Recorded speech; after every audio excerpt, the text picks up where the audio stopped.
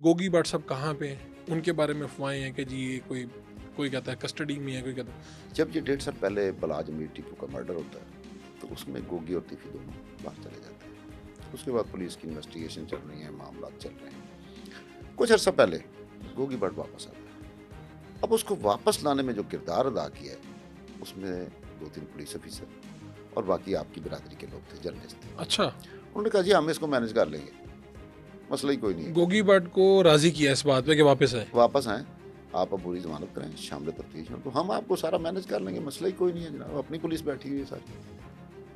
वो बेचारा इस चक्कर में मारा है। ओए होए होए। तो सवाल ये है कि तीफी भट्ट साहब और गोगी भट्ट साहब ये कैसे फंस गए हैं? यानी हमेशा इतने साल इनकी उम्रें हैं, तो ये कैसे फंसे इस दफ़ा? ये आ कैसे गए हैं, इस जाल में फंस कैसे गए हैं? कानून का जाल कह लें, इसे जो भी कह लें। क्वेश्चन आपका थोड़ा डिफरेंट हो गया है सर। तो उसमें असल मामला यह है कि अगर हम हिस्ट्री उठा के देखें तो जब बरसगीर था तो उस वक्त अंग्रेज़ का दौर जब था तो 1935 में इन जो गुंडा नासिर थे इनके खिलाफ एक गुंडा एक्ट बना था। ठीक है।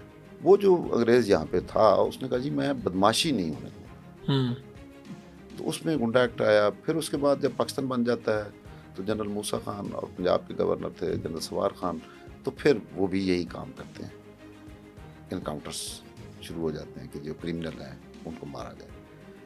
फिर आगे शहबाज शरीफ साहब का दौर आ जाता है तो उसमें भी इनकाउंटर शुरू हो जाते हैं। अब उसमें पुलिस जो है वो जब आपको उसको ढील दे देते हैं तो फिर जायज़ नाजायज़ सब चलता है। तो उसमें फिर कुछ नाजायज़ लोग भी मारे गए, जिसमें उस केस में 97 में जो 5 लोग मरे उसमें शहबाज शरीफ साहब फंस गए थे। फिर ये मुल्क से बाहर चले गए, वापस आते हैं तो इनको शामिल तफ्तीश होना पड़ा और बड़ी मुश्किल से इनकी जान छूटी। देखिए मावरा अदालत कत्ल को बड़ा हिस्सा कोई दुनिया का मौजूद मुआशरा accept नहीं कर सकता, बिल्कुल ठीक है। लेकिन अब मैं कानून अपने हाथ में, मेरे पास क्या अथॉरिटी है भाई? या तो फिर अदालतें ख़त्म कर दीजिए। अब मामला ये है कि आपके कानून में भी सुकम, आपके जो इन्वेस्टिगेशन के चालान हैं उसमें भी सुकम, तो फिर अल्टीमेट ये राह निकाली जाती है। अच्छा, और वो क्या कहानी कि जी तीफी भट्ट साहब की तस्वीर जारी होती है, आपने बताया कि ये सोफ़ा जो है ये फ़लाँ जगह का है, और ये कराची वाली क्यों है? ये कन्फ्यूजन क्यों है कराची, लाहौर और ये? बड़ा साहब आप देखेंगे कि सीसीटी जब से कुछ 7-8 माह हुए हैं वजूद में आई है, एक कहानी चलती है, डेली 3-4 लोग मारे जाते हैं पूरे पंजाब में, लेकिन कहानी एक होती है, बस उसमें नाम फिट किए जाते हैं कि आ रहा था अपने साथियों की फायरिंग से मारा गया। तो उसमें ये जो फेक कहानी होती है इसमें भी फेक कहानी बनाई गई। अब हमारे पास ये चीज़ें क्लियर थी कि वो उसको, इसकी खबर भी मैंने ही ब्रेक की थी कि टीफी भट्ट लाहौर पहुंच चुका है।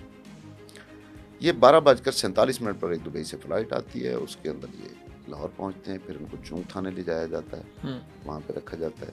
ये 10 अक्टूबर की रात का वाक़या है। 10 अक्टूबर को ही शाम को हमें वो तस्वीर एक जारी होती है कि तीफी भट्ट साहब एक सोफे पर बैठे हैं और वो उस तस्वीर में जो कपड़े पहने हुए जब उनकी हलाकत होती है तो वही कपड़े होते हैं। बिल्कुल ऐसी। ठीक, तो उसमें जो खालिद वरिया हैं डीएसपी सीसीडी के, वो दुबई से लेकर आए।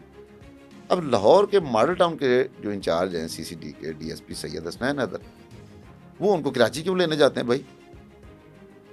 जब लाहौर बंदा आ रहा है तो कराची जाने की क्या ज़रूरत है? तो वो फिर पहली एफआईआर जो है वो उनकी की जाती है सैयद हसनैन हैदर की मुद्दत में कि जी हम तीफी भट्ट को बदरिया रोड जो है वो ला रहे थे।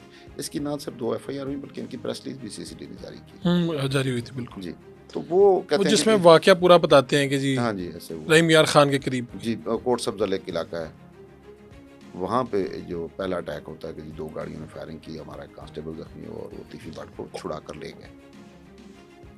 दूसरी एफआईआर होती है अहमदपुर लम्मा, एक रहीम यार का थाना है जो कच्चे के इलाके में। ठीक है। फिर तुम उधर करने क्या गए थे? वहाँ पे वो कहता है जी, एक सब इंस्पेक्टर हैं जीरान जिब्राल नाम के, वो कहते हैं जी 2 मशकूक गाड़ियाँ आ रही थी बड़ी तेज़ी से, तो हमने उसको रोका तो उन्होंने फायरिंग कर दी। अब क्रॉस फायरिंग में हमारा जो है एक कांस्टेबल जख्मी हुआ, यानी 2 कांस्टेबल हो गए, 2 इनकाउंटर में, और मुलजमान का एक साथी अपने ही साथियों की फायरिंग से जख्मी हो गया। तो जब हम उसके करीब पहुँचे तो उसके पास वो बुलेट प्रूफ जैकेट भी पड़ी थी और अपना हैंड ग्रेनेड भी पड़ा था और जदीद असला भी पड़ा था। तो हम उसको लेके हॉस्पिटल जा रहे थे तो वो रास्ते में ही दम तोड़ गया। वो जो दम तोड़ गया वो तीफी भट्ट था, लेकिन एफआईआर में नहीं कहा, वो नामालूम मुलजिम कहा। अच्छा अच्छा। बाद में ये कहते हैं कि वो जी शनाख्त इस नाम से, तो वो तीफी भट्ट।